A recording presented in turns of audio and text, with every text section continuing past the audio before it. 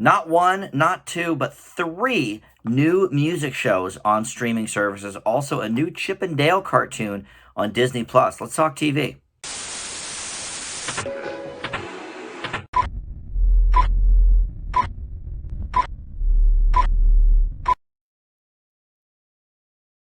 Hey guys, Dan here. This is Dan Reviews It. Welcome to TV News and Reviews for the week. We're going to talk about the new Behind the Music on Paramount Plus. We're going to talk about McCartney 321 on Hulu. We've got Watch the Sound with Mark Ronson over on Apple TV Plus. We've also got an interesting new dating show called FBoy Island starring Nikki Glazer. That's on HBO Max, and also a show called Heist, talking about some true crime on Netflix, and like I mentioned, also that new Chip and Dale show on Disney Plus. We're going to review all of that, but first let's talk about the news of the week. Not really too much to talk about other than some renewals and a little bit of casting information, but a bunch of renewals on streaming services. You've got Love, Victor going for season 3 on Hulu. Season 2 went up just in June. I have not seen any of season 2 yet, but very happy that this is getting another season. Love, Simon is, really one of my favorite movies of the last decade, and, really spoke to me about the whole coming out story, and Love, Victor, has adapted it brilliantly for television, at least in that first season, so excited to see what's coming there. Physical for season 2 on Apple TV Plus. This was a bit mixed critically and with audiences, but I enjoyed it. This is the Rose Byrne show set in the 80s on Apple TV. I really enjoyed it, so season 2 sounds great to me. The Mighty Ducks Game Changers, that's coming back for season 2 on Disney Plus. I actually did not finish that first season. I finished the first season of the John Stamos one, Big Shot, that premiered right around the same time. But I did very much enjoy the Mighty Ducks, so I will watch the rest of that first season. But back for season 2, that's good news. And then some actual broadcast networks too. Snowpiercer renewed for season 4 on TNT. They are really all behind this show. Season 3 has not even aired yet. It's wrapping production now, but season 2 has aired already, I believe, and obviously is a big hit for this network. TNT wants to stay in the Snowpiercer business, so they are renewing that for season 4, even though season 3 is still upcoming. Tuca and Bernie with Tiffany Haddish and Ali Wong, that is renewed for season 3 on Adult Swim. Season 2 premiered in June, and really it was the first season on Adult Swim. It was originally on Netflix, and Adult Swim bought the rights after its cancellation. Only the second time that that's ever happened, one day at a time being the first. So if you are a fan of Tuca and Birdie, you can look forward to season 3 of that.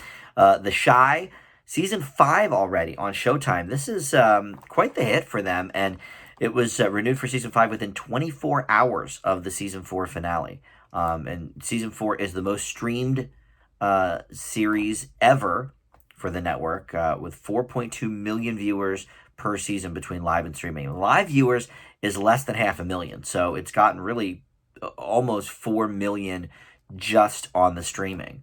So yeah, huge hit for them. And BattleBots. Remember when that was on Comedy Central like 15, 20 years ago? And then it was on ABC for 2 seasons. Well, Discovery Channel revived it. I talked about this a couple of years ago when it first got revived, but it's already run, I think, 2 seasons on Discovery Channel, and it's going to do 2 more seasons for a total of 80 hours of robots battling each other. And they're going to do the new 2 seasons in Las Vegas. They're moving it there. All right, and then there's one series that's ending, but it hasn't even really gone that much into production. Basically, it ended before it ever began. But Ultimate Slip and Slide on NBC was supposed to be one of their big post-Olympic linchpins, along with the final season of Brooklyn Nine-Nine. Bobby Moynihan and Ron Funches were going to host it, and it was, going to be one of these, like Holy Moly on ABC about miniature golf, but this one about Slip and Slide, where they're going to have, different events and whatever. But shortly after filming began, one of the crew members tested positive for Giardia, I don't know, but it's some sort of parasite transmitted mostly via animal or human feces in water. And so they tested all the water. It came up negative, but then 4 days later, it tested positive. turning into a health department nightmare for the show. So NBC decided to just scrap the whole thing. They're not going to go forward with the show. It's not going to happen. So if you were looking forward to that, that is over before it ever, I think, even completed a full episode. All right, in casting news, we've got Lionel Richie, Katy Perry, and Luke Bryan all re-upping for season 20 of American Idol, which will be, I think, the 6th on ABC. Ryan Seacrest, of course, is re-upped as well. He's the lone original cast member. He was back on season 1 in Fox, and they've, of course, had a big rotating cast of judges. But I guess the show still does well enough. I mean, it obviously doesn't really pull in any true pop stars. We haven't had a real pop star break out for probably 10 years. But, what I mean, The Voice doesn't give us any pop stars either, and that keeps trudging along. So, whatever, whether they make pop stars or not, people do, I guess, enjoy still watching those shows. The Yellowstone prequel, 1883, has a few new cast members. Sam Elliott, Faith Hill, and Tim McGraw are all on board for that on Paramount Plus. They're getting all in with the Yellowstone thing, which makes sense because Paramount Network Yellowstone is the biggest hit they've ever had with Kevin Costner. So, they're doing I think 3 spinoffs for that in the next year or two, and that's one of them. So that finally gets some casting news. And about American Crime Story impeachment, which I didn't read what network, but I assume it's going to be on FX because all the other Ryan Murphy American Crime Stories have been there. First, they did the OJ trial, and then they did Johnny Versace, and now they're doing the impeachment of Bill Clinton back in the late 90s. So Colby Smulders is actually on board to replace Betty Gilpin. She was going to play Ann Coulter on American Crime Story impeachment, and now it's going to be our good friend Colby Smulders, who is fresh off of Stumptown, the review that is still so very sad. I hated seeing that show go. In fact, I still haven't finished it because I don't want it to wrap up. So I think I still have 4 episodes of Stumptown left. But anyway, the cast already includes Beanie Feldstein as Monica, Clive Owen as Bill Clinton, and Edie Falco as Hillary. Beanie Feldstein from Booksmart, man, that is perfect casting for Monica Lewinsky. Clive Owen, I think, will do a decent Bill Clinton. Edie Falco, I'm not sure about the Hillary, but look, I trust Ryan Murphy's casting judgment on this kind of stuff, so I'm all for that. Okay, Cecily Strong may not be leaving SNL, so nothing was ever set in stone about who's going to be leaving SNL at the end of last season, but it was heavily rumored, and I certainly thought by the big send-off that they gave her Janine Pirro impression on Weekend Update, that Cecily Strong will be one of several leaving the cast. However, she is still in talks with Lorne Michaels, as are several of the cast members whose contracts have been up for a little while and just go year to year now. A.D. Bryant, Kate McKinnon, including others. And Michaels apparently is attempting to lock them down until the 2024 season, because that would be the 50th season of the show. Personally, look, I love Cecily Strong. I do. And obviously I love Kate McKinnon.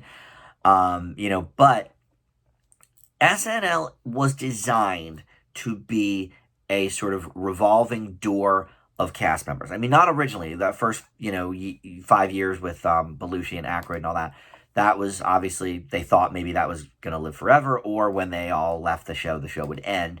But then the show kept, going on, as we know.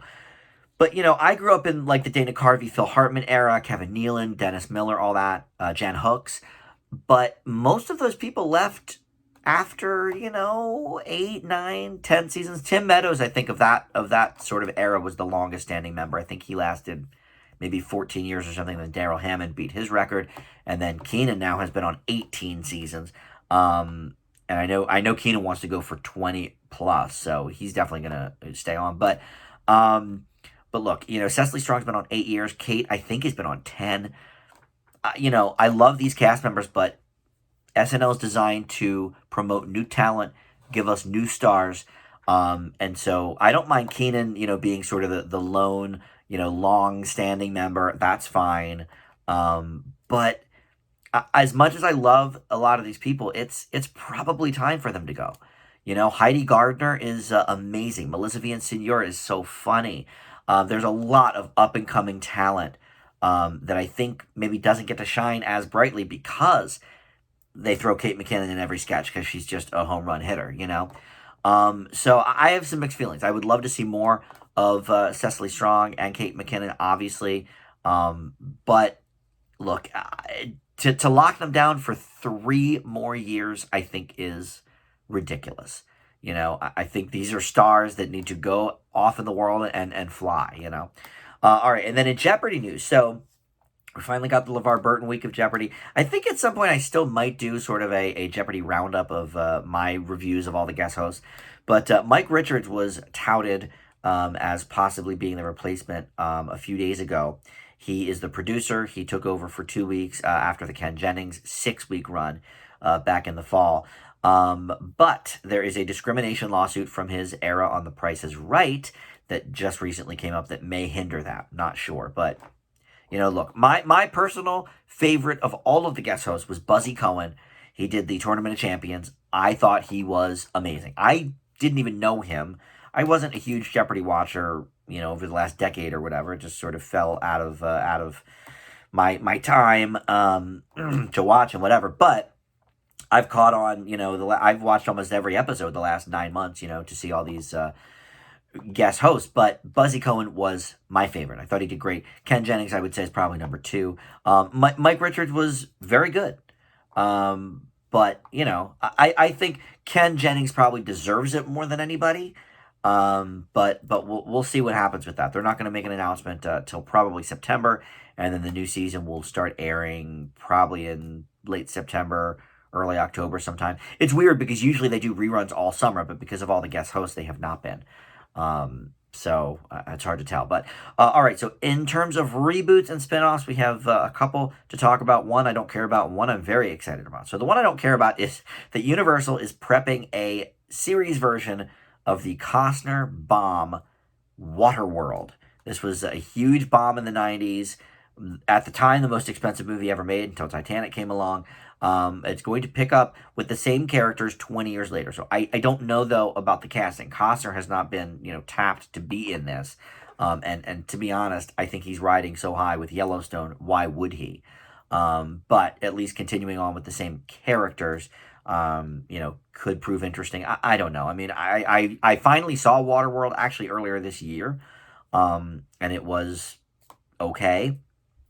I imagine on the big screen it was, you know, exciting, but yeah, so Universal is prepping that. No network has been attached, but you can imagine it might be something that airs on one of the Universal networks, Peacock, NBC, what have you. And then this one to me is very exciting. Roku might be bringing back Zoe's Extraordinary Playlist, at least for a holiday-themed movie.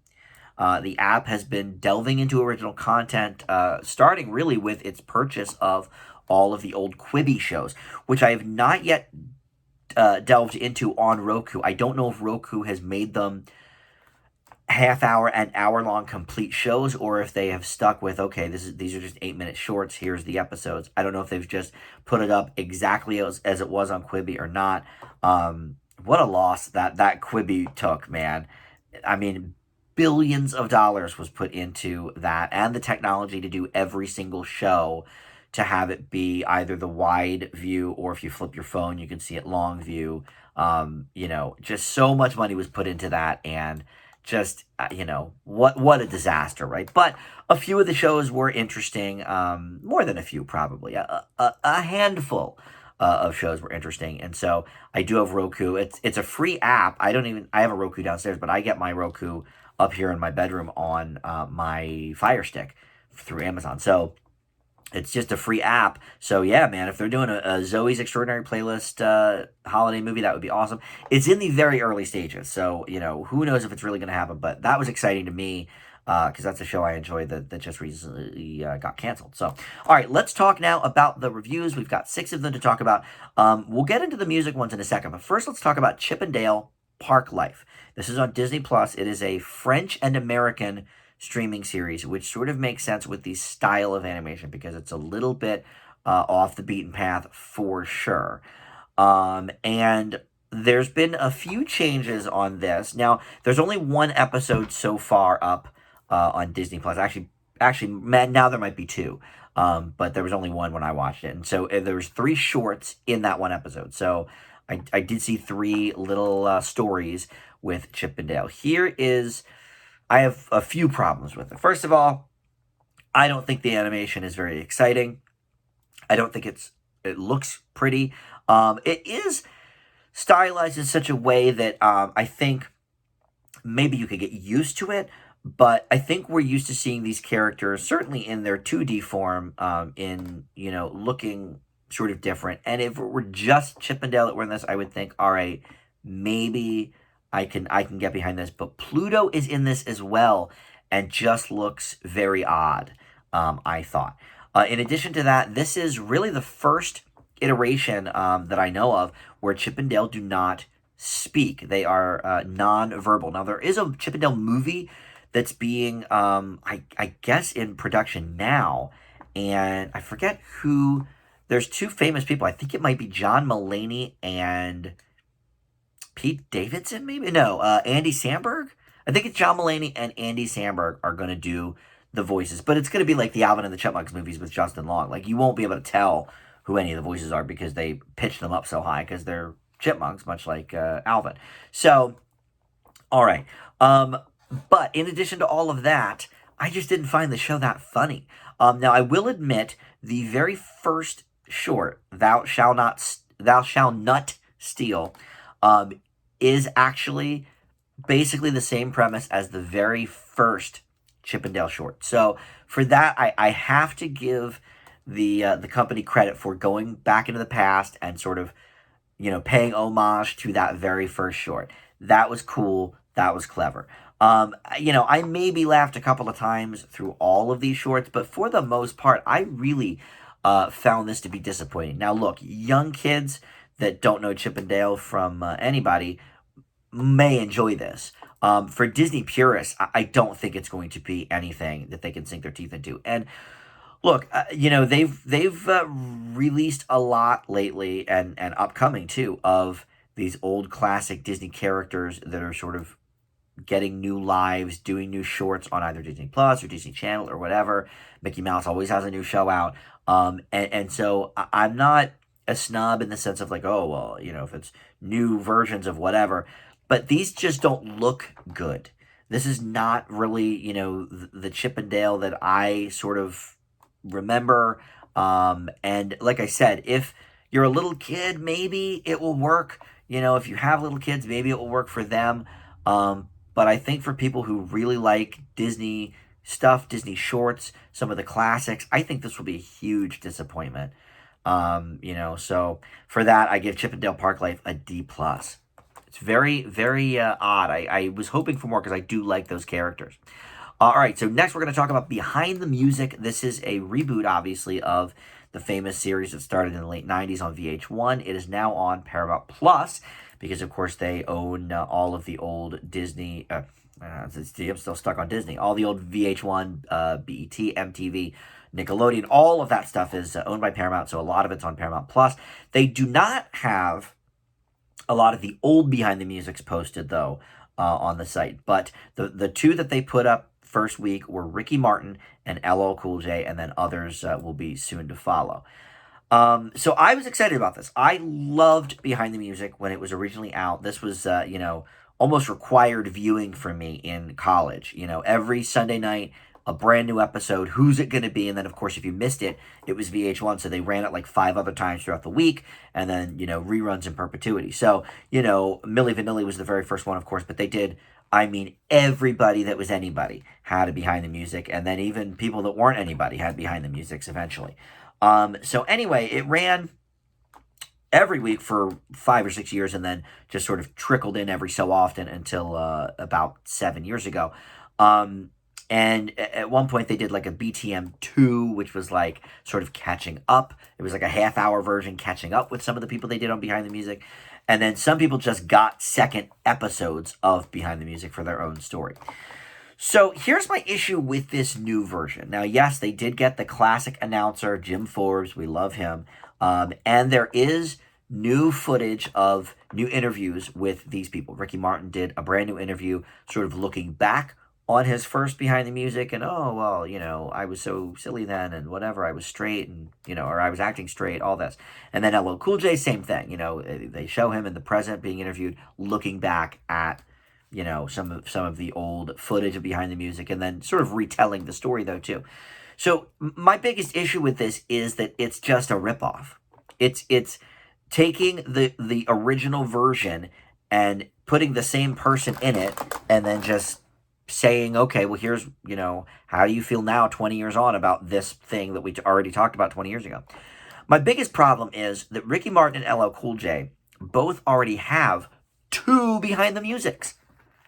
Ricky Martin did a second one in 2011 when his book came out and he came out of the closet. So, okay, that was big, obviously. LL Cool J did a second one because by 2011 he had been, acting a lot, and he had done, a lot of other things. Hosted the Grammys maybe by then. But to have your first two episodes be these two people just doesn't make any sense. It's lazy. What has Ricky Martin done of any sort of significance in the last 10 years on the pop culture landscape? No offense to him. I like the guy. He's really cool. And obviously he's a, gay icon at this point. But like, after he came out of the closet in 2011, there's not really much more to the Ricky Martin story. Like, there was nothing else really for them to say. Same with LL Cool J. Like, the biggest addition to LL Cool J was that he hosts Lip Sync Battle now. Okay, cool. Who cares? Everybody knows that already.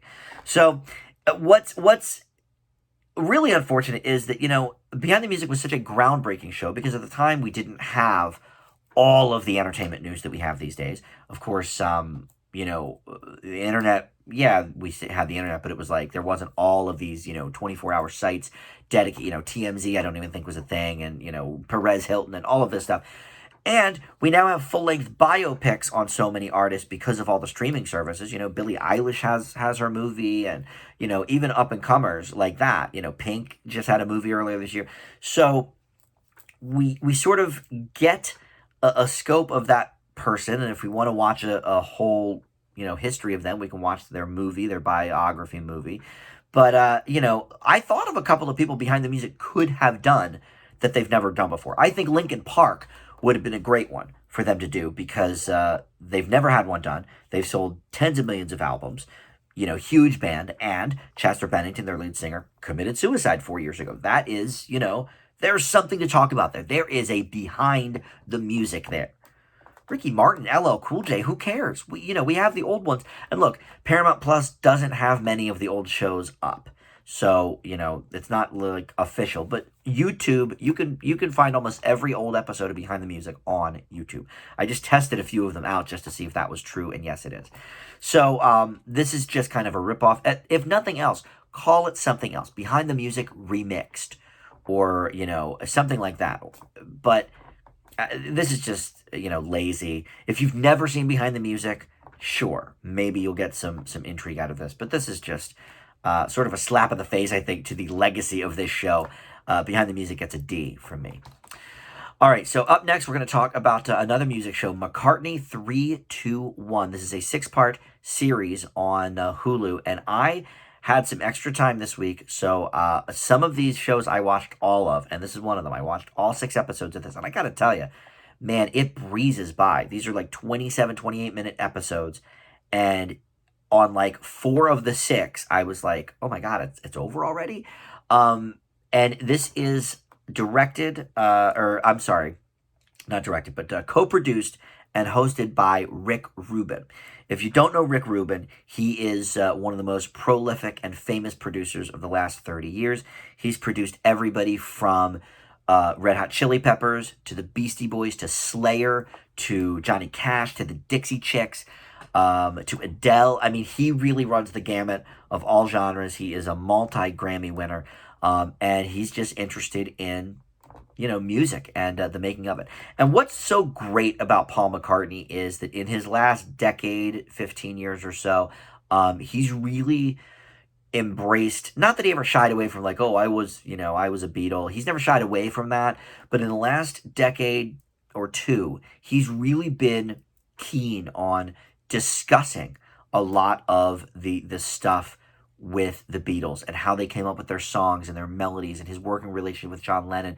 And in the 90s, they did a big Beatles anthology thing, which had, at the time, George Harrison was still alive. So it had the three Beatles that were still alive talking about all their stuff. And that was a huge deal. That was the first new Beatles music in 30 years or something like that. That was a huge, huge deal, or 20 years, whatever. But ABC ran it for like, I don't know, 8 nights or something, and it really dove into a lot of that stuff. So here, this is everything from Paul McCartney's standpoint, but him and Ruben just dive into the making of a lot of the songs. Because Rick Rubin is a producer, that's, I think, what he's most interested in. So we do have some things to say about the Beatles as a whole and the fame and all that. But a lot of that stuff has been covered already over various things. And so McCartney's really taking a trip down memory lane into the studio sessions and into the writing of the songs, and who in the Beatles liked the song and who didn't. It's not necessarily a history of the Beatles as a group, because I think that's been covered in other things. This is a more production-based and behind-the-scenes-based, orientation of some of their biggest songs. They talk about usually 2 or 3 songs in each episode, and some of them are Paul McCartney originals as well, like that he did with Wings or that he did solo after the Beatles, but the bulk of it really is about the Beatles. And the thing I love the most about this is when he said that 50 years on now, since the Beatles broke up, he has been able to look back as a fan for the first time in a long time, because of course he was in it. So, it was very intense at the time, and obviously the screaming fans and everything. And so he said now, he's able to look back as a fan of the Beatles and really realize, the special music that was as a fan and not somebody that was involved. And so I think that was really interesting. Look, if you're not a Beatles fan, this is not for you. But even if you're not a super how is that produced or what instruments did they use for that? Even if you're not a fan of that, if you're a Beatles fan, I think you will get a lot out of this series. And it's just great to see Paul listening to those old songs and singing along and sort of breaking down the different instrumentations. I really enjoyed this. I thought it was really, really cool. And it's done in black and white too, which sort of adds, I don't know, a little more of an artistic perspective to it as well. For me, this is one of the best shows of the year. I think, I review documentaries sort of sparingly, just something that catches my attention or something that becomes kind of a big hit. But for me, this is one of the best documentaries of the year. And there is a Beatles miniseries coming to Disney Plus, I think, around Thanksgiving. So that's something else. But I give McCartney 3, 2, 1, and A. This was just excellent for any Beatles fan. So our final music one, this is really production heavy. It's called Watch the Sound with Mark Ronson. And I watched all of these as well. There's 6 of these that are up. And each one features a different style of production over the last 6 years. So you've got auto-tune, sampling, reverb, synthesizers, drum machines, and distortion. What's funny is chronologically it's sort of going back in history, because auto-tune is sort of the most recent, and then sampling became big sort of in the 90s really. Reverb goes back a little bit more. Synthesizers really broke in the mid 70s to the mid 80s. Drum machines before that, distortion back to Jimi Hendrix and before, Chuck Berry even. So each one features, a litany of guests. Paul McCartney's on here too. But, there's people from Duran Duran and the Beastie Boys, and Dave Grohl is on here, and a lot of up-and-coming artists as well. Mark Ronson, if you don't know, is a huge producer. If you know the song Uptown Funk, that's Mark Ronson featuring Bruno Mars. He wrote the song, he did all the production. You probably know Uptown Funk. So he did that. He does songs with a lot of artists. He had a recent hit with Miley Cyrus, whatever. But this is a very production-heavy look. Like the McCartney 3-2-1, all right, that was kind of, production-y. But this is very here's the history of this type of production. Here's how it's utilized. Here's how it works. Like in the Reverb episode, for example, he goes into a tunnel underground that is theoretically, the largest reverb, echo chamber in the world, and I think they broke the record for longest note held or something because they were in that chamber. Look, it's very interesting, but unlike I think McCartney 3-2-1, which as long as you're sort of a Beatles fan or a moderate, music fan or whatever, I think you'll enjoy this. This is very, I think, specific for music lovers. I'm not even what I would call like a production fan, but I am somebody who's always sort of wondered in a song, like, oh, I wonder what instrument that is, or I wonder how they got that effect or whatever. This really breaks all of that down and gives it the history. My biggest complaint about this is that it is a little repetitive with some of the other recent things I've seen. Like This Is Pop on Netflix that I reviewed maybe a month ago did an episode all about auto-tune. And so we hear a lot of the same things in the Mark Ronson, the very first episode of the Mark Ronson show, because of autotune. T-Pain tells the same exact story of, trying to track down the equipment and figuring out whatever, and then we, sort of have a history lesson in here's the guy who invented autotune back in the day, whatever. Both of these shows sort of gave that exact same information, and then also having McCartney on here is a little, I think, unfortunate because of course here we just get him in little drips and drabs, and we have 3 hours with him in the McCartney 3-2-1 show. So again, here he's, yes, definitely talking about other things and talking about the production elements. But I think we've seen enough of him. And I watched this first, actually, before the McCartney 3-2-1. So I didn't know that I was going to see all that. But that show premiered like the same week as McCartney 3-2-1. So it's a little bit odd that he has so much McCartney in here, too. But look, personally, I really enjoyed watching this, which is why I saw all 6 episodes. After 2, usually I watch at least 2 so I can give you guys a good outlook on it. But after 2, I was like, I'm going to watch all of these, like, why not? And I forget even if they're half hours or hours, to be honest. I think maybe they're half hours. I don't know. But either way, I don't regret watching it. It was a lot of fun for me, but I'm a huge music fan. I think if you're only a casual music fan or you don't really care how things are produced, this is one to certainly miss. I would recommend This Is Pop instead on Netflix. That really sort of breaks it down to a more mainstream way and isn't all about the producing. It's more about, here are the hit makers of this genre or this era, and here's who they influenced and all of that kind of stuff. But for a music fan, I think this is really well done. I think Mark Ronson, interestingly enough, is a pretty good interviewer. And obviously these are the things he's passionate about, so it makes sense. But I'm going to give Watch the Sound with Mark Ronson a B. You know what? I'm going to actually give it a B+. But I will say, if you're not really into the making of music, this is one to skip for sure. All right, so let's go over to HBO Max and talk about FBoy Island. This is hosted by comedian Nikki Glazer, who, if you're not familiar with, I don't. She's sort of a bit of a blue comedian, a bit dirty. She shows up a lot on To Tell the Truth on ABC as one of the panelists. But she is a stand-up comedian. She's gotten some specials. But this basically is a dating show, but with, as you might imagine from the title, a bit of a twist. So the twist here is there are 3 female contestants and 24 male contestants. Of the 24 men, 12 are self-professed nice guys and 12 are self-professed F-boys. If you don't know what that is, it's basically, in straight parlance, it's a womanizer, but basically it's, somebody who just is in it for the sex, doesn't care about the person, doesn't care about really anything else but using a person and what have you. So these are not positive, role models to have, but people do sort of wear it as a badge sometimes. And, oh, yeah, I bagged, X amount of women or whatever. So, all right. Now, Nikki Glazer does not know who is who. The 3 contestants do not know who is who.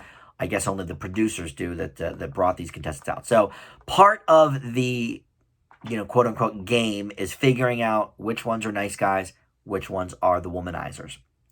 And from some of the interviews, you can tell a bit, some of the F-boys just say it right out. They'll just be like, oh yeah, I'm that, like, that's me. So it doesn't leave that much mystery, really. I wish they would have left it a little more open-ended than that. But other than that, I think it is hard to keep 24 guys straight. Like, it was very hard for me to, because also they all, other than some are black and some are white, they all basically look the same. They're all really muscly. They're within maybe 3 years of each other, give or take, They all look pretty similar. Oh, there's I think 2 Asians on there too. So there you go. But they're very hard to keep straight. They really are. So that was definitely a little bit of a detriment. But look, I don't watch The Bachelor and stuff like that, so I don't know how many they start off with. I don't think it's 24 though. I think maybe 20 or I don't, maybe even less than that. But so it's definitely a challenge to keep everybody straight. But look, Nikki Glaser is funny. And the best thing about this show is that it knows that it's sort of a tongue-in-cheek version of a reality show, reality dating show. But it is still at the same time trying to be a legitimate dating show. They really are, trying to find love for these women. These women are legitimately trying to find love. So in that respect, it's real, but it's very tongue-in-cheek. Nikki Glaser is, lobbing, sort of, burns and barbs at the boys. And so that part is very funny. She also one year was the first one kicked off Dancing with the Stars. And she has famously said in some of her stand-up routines about Dancing with the Stars that they should have a season of just the first people eliminated and have them sort of like the best of the worst kind of whatever. I think that's actually a really good idea. But anyway, that's sort of neither here nor there. But that's one other place you might know Nikki Glaser. But anyway, I do not watch dating shows. I've reviewed several of them in the almost 2 years I've been doing this show. So I'm definitely more versed in them now than I really ever have been. But I still don't watch them. Like, after I review them, I don't follow up and watch the rest of the season or whatever. This is a fun one, though. I think if you're able to watch a tongue-in-cheek version of a dating show, but that still is actually at its heart a dating show, maybe you'll really enjoy that. However, if you take The Bachelor super seriously and it is just like the Bible to you, I think this will be a little too sort of poking fun at the genre for your tastes. So, take that for what it is. For me, I thought it was just okay, but only because there were so many guys, I just got all confused. I was like, I don't know who she's even talking to, let alone if it's an F-boy or a nice guy. It's beyond me. But I did like the sort of jokes that Nikki Glaser was tossing out at the guys at their expense. That part was good. I leave FBoy Island with a B-. All right. It is nice, though, to have a tongue-in-cheek version of a dating show, something that really does know what it is. So I do have to give it some credit for that. But all right, so finally we go to Netflix for Heist. And it's really, okay, so there's 6 episodes, but it's really in 2 parts because, or 3 parts, I should say, because each episode is a, 45-minute, whatever, 2-part episode, though. So each story is about an hour and a half, but they break them into two-part, episodes. So there's 6 episodes, but there's only 3 stories. And here's another one. Like I said, I had some extra time this week to watch some TV, so I watched all of these. I started the first one, which maybe I should have stopped that because it's actually the best. But the show is called Heist, and essentially it's a true crime, documentary series about these different money heists. Well, the first 2 were money heists. The third one was a bourbon heist, the biggest bourbon heist in the world, I guess. But of course, there was money involved in it. So it's really all about money. And I feel like these are sort of the true crime things I glom onto more. I think the whole like murder husband kind of thing, it's interesting, but it's such a bummer. It's so morbid. I don't know. So, yes, some of those can be well done. Some of those can be certainly interesting.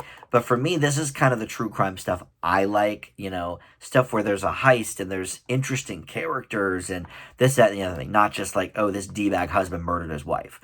That's sad to say, but that's like a dime a dozen. But so the most interesting one, like I said, is the first one here. And the first one is actually the easiest to follow as well because it has the fewest amount of characters. It's really this fugitive, or well, he's a fugitive, I guess, after the heist, but this dude who was in jail in the 60s and 70s. He was out of jail, and then in the 90s, hooked up with this gal that worked for an armored car company, and they stole millions and millions of dollars. $8 million, I think it was. But there's, it's really just them, and then a third woman enters into the scene eventually. But they're the main characters. So the first two episodes of this, the first story, very easy to follow, really fun. They get interviews from a lot of the people involved because now, and this is true for all of the episodes, but everybody that's in these shows has done their time, and they're on the other side of it now, so they're more free to talk about it, what have you, talk about what happened and how it happened and who was involved and whatever. So the second one has way too many people involved. I got a little lost in that, but that was another money heist there, actually also involving an armored car company.